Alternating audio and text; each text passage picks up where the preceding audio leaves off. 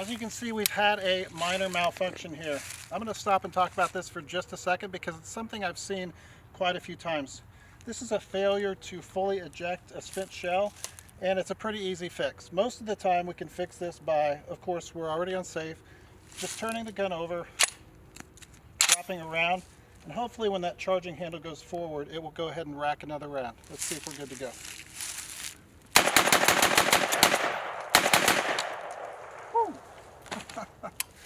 If the corrective action I just showed you out on the range doesn't work for some reason, and sometimes it won't, here's what we want to do next.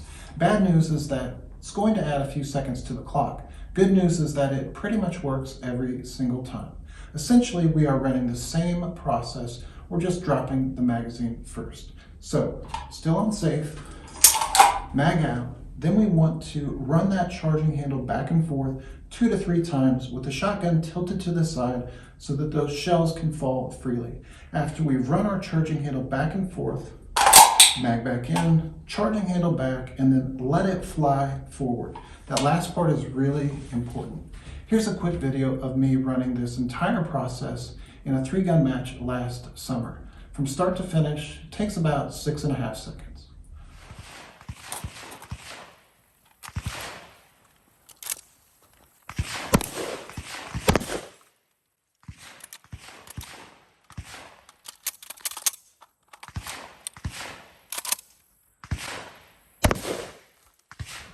If you continue to experience reliability issues with your VR80 when you are on the range, don't worry, there are some things that you can do off the range that make a big difference. Below this video, there is a link to an in-depth written review we've posted on the 21C Tactical website.